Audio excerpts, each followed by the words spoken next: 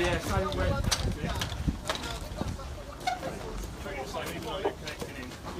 I mean, it's different with these, but for these, it's supposed to be there's the width of it. So you put the block right here and then roll it in one. Yeah, that's how you get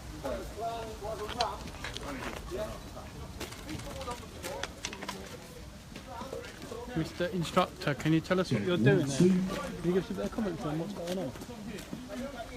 Guys are going to build a solid timber platform to bring the height up to the bottom of the trailer, so they're going to put a couple of air mats under there to do the primary lift. We've got a timber safety cell next to that, so it's safe to work in there and it's not going to come down any further on the car.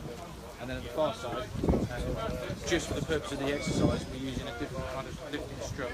Generally we try and do struts on both sides of the lift, just so we can show as many people as possible different types of gear. They're going to be struts. So you're obviously using two sets of lifting systems? Yeah, so you're going to use air mats, high pressure air mats for lift here, and hydro lifting struts for lift back.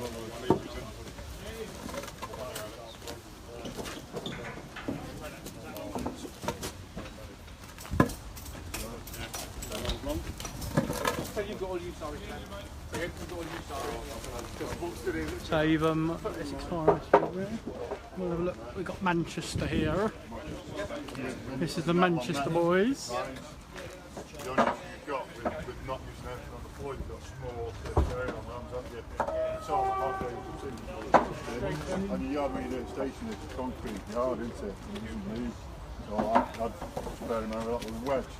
Usually you get a ram in, so you're like 3 fingers out, so it's lifting up rather than trying to push it across.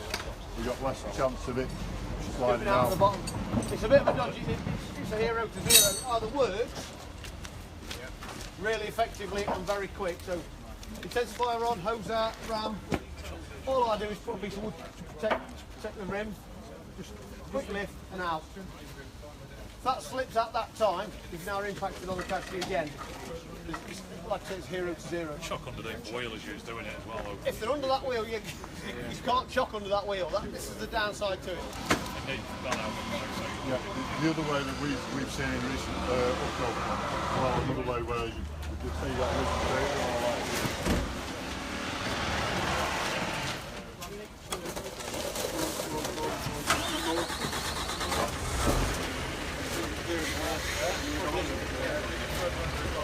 So the air mat's right in the middle of the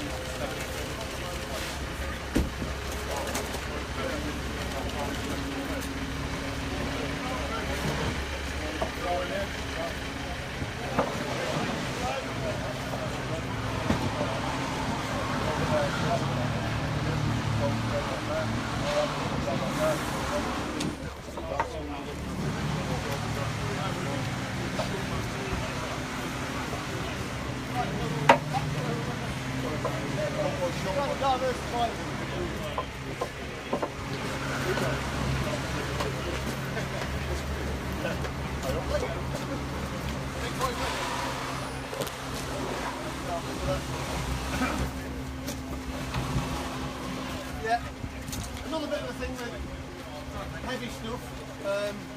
Tom and his guys will know this one. Slide down a bit.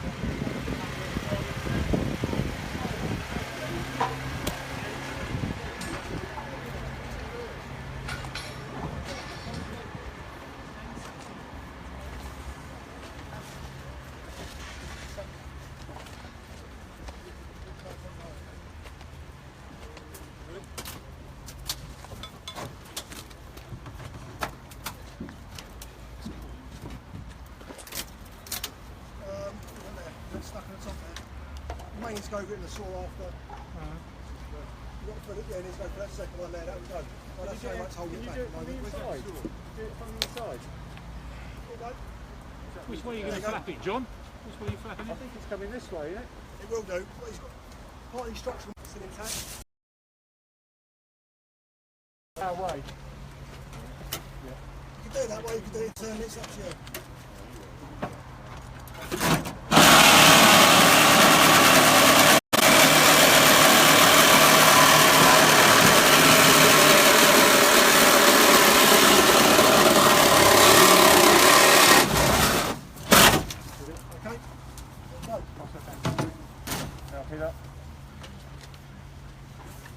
So this is coming my way now.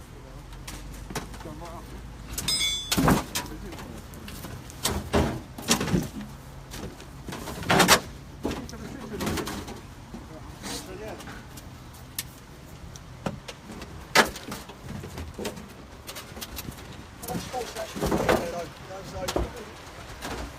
Over, you get rid of the ring bars if you want, cut them off, pull them down, whatever you want to do, bend it down, might be easier, bend it over. Right, okay. How's that for a bit of specification? Nice, isn't it? I have to say,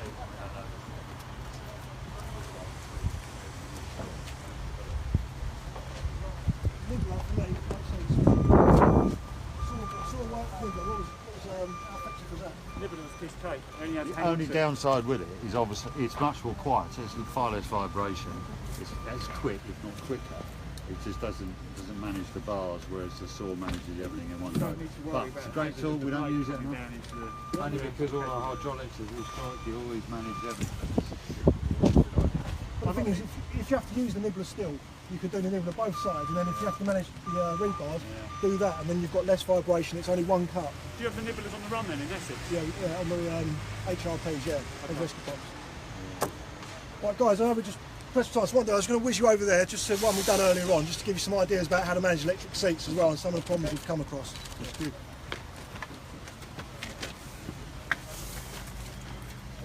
Next to the operational flagship car at the moment, Ford. What do you think of the workshops and that? Yeah. So obviously you're from East Sussex, aren't you? Yeah. I mean, obviously you travel all the way to Humberside. I mean, what do you take away from here? Well, all the workshops get fed into our operational crews through our normal development systems as well. So all this will go on our website. We'll take this and it goes to all the crews operational new techniques, and we've done it for 11 years now. So and in terms of obviously the work, the techniques you learn here, actually deployed out. You know, how quick is? We do that through our refresher cycle. Yeah. So and then, you know, so say for example, you take away a new technique on electric seats, that'll be fed into your system. You'll go into the instructor network, and one from the instructor network, then it'll go out to the crews. And is it, you know, what do you bring in terms of obviously physically trying it up here within the UKRO playground? How beneficial is that? Well, it's beneficial because we get to use the techniques in the extrication challenges, so therefore we can say, well, it works because we've used it. And the new equipment, and we're adapting. What's clear, the difference now is that because of the strength of cars and the complexity of cars inside, we need to spend more time doing things like this as opposed to just cutting roofs off, etc. And it's about time, so it's good. Thank you very much. You're unlucky if you did. It's a bit of a beast. Right. I didn't realise you were filming that then, actually. So. He's always filming. This is live. Yeah. John Keane. John Keane from. Guys, are there any questions so far? No, it's brilliant. No, it's very much. Has that been helpful? Yeah, very much. Yeah? Very much so. Brilliant. Nice one. Well done. Cheers, Adrian. Well done. All right. Cheers. Thanks very much. Much obliged. Adrian, have you seen the new wash blades out yet? They're from. We'll just go over here. I've got some blades over here from Weber. We'll come and see the Hereford and Worcester boys. Different version of it.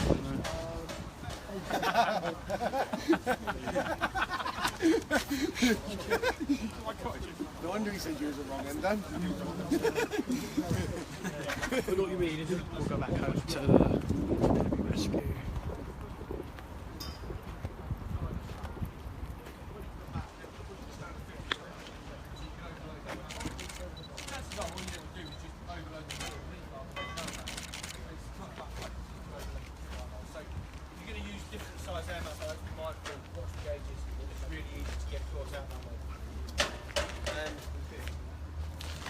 The other thing we've already done here, and at the front of the van, and we might need to do it at the back as well, is sort of stabilise the big bit, so the heavy vehicle, and then look to lower the little van, because that might be enough to release an entrapment without lifting the vehicle at all.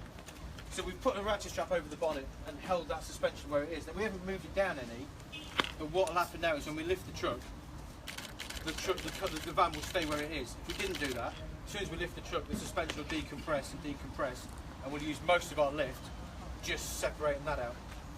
And we'll do it over the back as well, see if it makes any difference. Letting the tyres down as well, that's always a good shout for me. I know the police get a bit funny about it, but it's priorities. You need to have that conversation and do it. But do the valve, not the tyre, because then the police can look at the integrity of the tyre afterwards. Then you can carry the glass master. Nobody carrying those? No.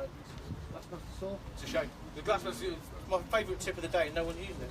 It's got a little notch on the end that fits over a tyre valve. It snaps the end of the valve off beautifully. Anyway, so yeah, ratchet straps over the front and the back. Let the tyres down. It just means that even if it won't come out, it just means you've minimised the amount of lift you need to do to effect that rescue. And then for me, I would always look to pull this car out from under here as my next stage. The ratchet straps don't cause a problem there, as long as you put them in the top of the wheel so the wheel can't turn. The turf will pull the car out with the wheels locked, no problem at all. In fact, it just makes it more controllable, it slows things down a little bit. What precautions would you take from relocating regarding the casualty? In terms of casualty care? You'll have to have a guy in there, massive C-spine control before you start doing that. You are, and I'm not a medic by any stretch, but there's a huge movement now away from that, isn't there, that we take too much care of the C-spine, and people have ended up in hospital dead, but perfectly packaged. So actually for me, if we've got someone in there, trapped by their legs, as soon as we start to lift that lorry off them, they're going to start to deteriorate fairly quickly. So if we can get that, have that set up, have that vehicle out of there gently, and that's why turf is great rather than the vehicle mounted winch, because it's much more controlled. Drag it out, clear. You only need to get the bumper to the bonnet of the car to here, and then all your extrication options are open to you, aren't they? While it's under there, you're limited by what you can do. UKRO sort of pushing that for other type of extras relocating rather than sort of work around. I think so, yeah. I think if you can move a car a metre and save 15 minutes in the extrication, that's time well spent, isn't it? Yeah, absolutely, yeah. And it's just my opinion. Yeah, I mean, Norway are really big on it, aren't they? Yeah. They will pull cars out of ditches and then pull them apart with winches to get people out. Another top tip, I suppose, is that actually teardrops, to make it really smooth, if you put teardrops behind the wheels that are locked, when the car moves onto them, it slides really nicely on the tarmac. Ruins the teardrop, but it slides really nicely on the tarmac. Cool. And then we just need to, as we lift, obviously we need to make sure we're keeping up with the stabilisation, filling that space so if we have a failure it doesn't drop. And the other thing we need to think about is like a secondary lift plan as well. So if we have a problem with the air mats, we'd want to have already considered how else we could do it and have that kit to hand and have that idea in our head. Because like I said earlier, as soon as we start to lift the weight off the casualty, it's probably going to start going off. And if we can't achieve it in one go, we need to have something else set up for the next stage. Should we go then? Right, so we need a spot around the other side watching those tyres on the trailer to make sure they're not sliding. Crews on the struts, crews on the timber, someone on the air mats and someone on this timber just following up with the wedges.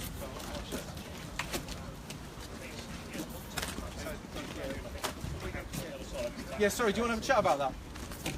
Yeah. So, if you come around to the side, I'll show you what we've done.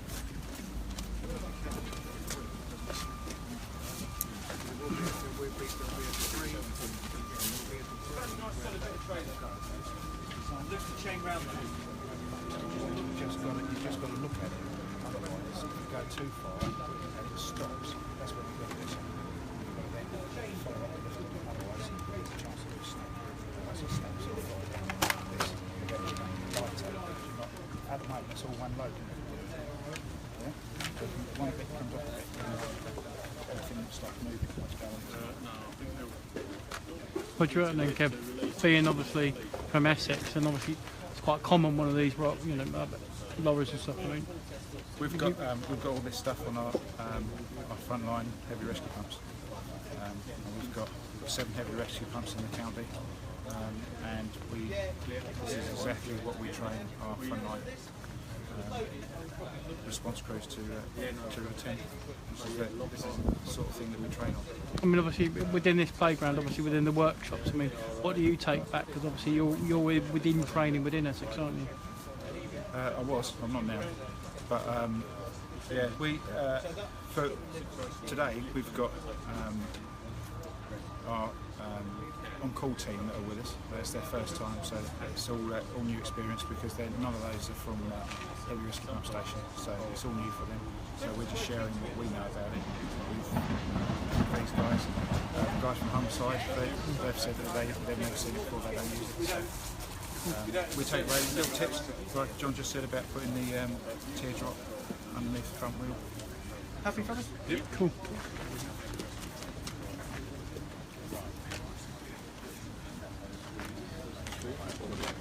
That's a 10 of these. Fly. Eh? Fly. Is that your appearance? 20 quid then. Yeah, Vim Picks will pick the bill up.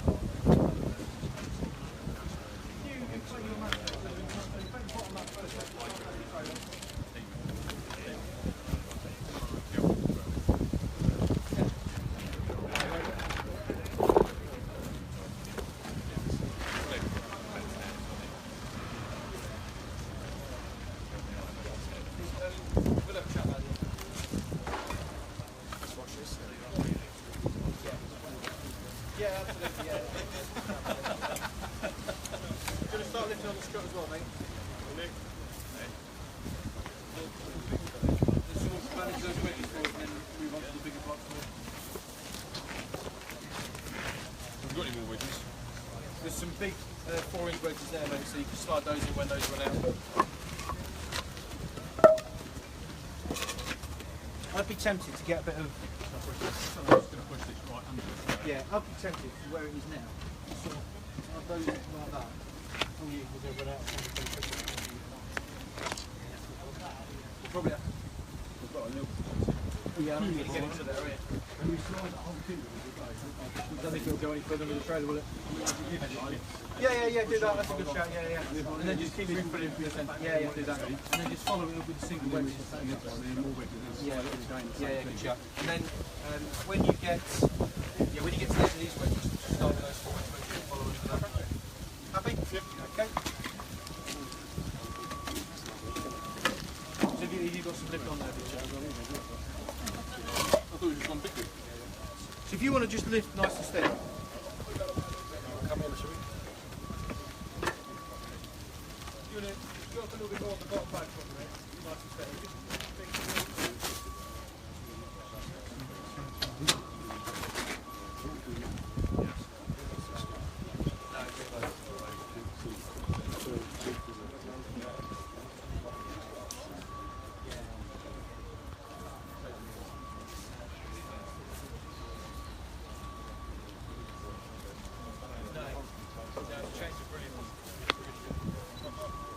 Really makes that difference. That would be impossible.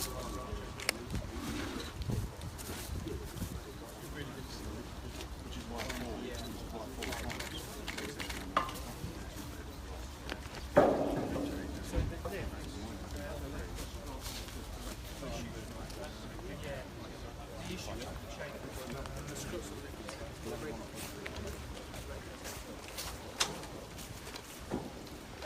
So with them jacking that up, will that actually right that truck then? That's the idea of it. Yeah. So the wheels don't slide away from its side. Oh, so it just goes in. If you look, it's gone round. Yeah. The trailer, so it's actually trying to flip it. The airbag's just pushing, because that one's dug in. Yeah. Just push against that one wheel, so go over that way. So in terms of obviously this is like a normal truck with safety rails and stuff like that. How common is that to happen in Essex? It's rare, but you've got to work on every eventuality, but we've had a couple. I mean, is this would this be technically in real world? Would this be quite a complex operation? Yeah, you'd want to You'd have like heavy rescue pump out, probably turn up with USAR as well, the extra cribbing you need. oh, right, We so don't carry all the individual cribbing. because I think people's perception of USAR is buildings and stuff like that, Exactly. and then cars into buildings. But obviously they do go out because obviously they can use their techniques. Oh yeah, definitely. I mean, we've got several different types of pyrotech lift and props on the heavy rescue pumps, but you'll still need a cribbing as a solid base, especially if you're going to use airbags. I mean, you wouldn't really. I mean, technically, you wouldn't probably have this sort of size space, would you? Anyway, Could be on a central reservation to the car under it. So you've literally got, place on open this lane as well. but they will opposite side of it. So you And that's the thing. So you're closing the two outside lanes, and you've got to try and work within that area. I mean, how long would something like this take to? Real world, Or do you try and work within that golden hour? time you've got the appliances. So, oh, you work within that, yeah, definitely. It wouldn't take long to get set up. Bearing in mind what we would do is we would have our grade props in straight away, our lift and struts in, and we would be working on something in the car. We wouldn't worry about the upright, we would worry about getting the person out of the car. Use I can come and flip it if we need it flipped, but then again, specialist recovery, like they said. So you bring, that's what I mean, so would you work alongside them sometimes? Yeah. So if they, We'd be concentrating on the people in the car. yeah, but you could obviously use, with their Yeah. cranes, you could pull them in.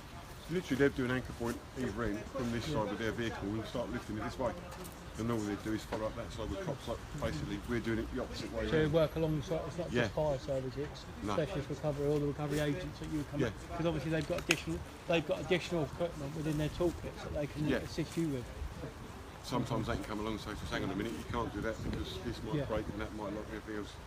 So, first port of call is to And I call them guess along it's, to any I incident guess like it's the this. other part as well is if you're liaising and working with them as well, if you have to cut that a bit and then it hinders the recovery. I appreciate to preserve life Yeah. is the most important bit, but if you then cut that and then they then have to get a low loader and a separate crane to bring it in, then Yeah, you create a lot more work. We Yeah. only want the one airline to go, cause a problem. we'll go around now.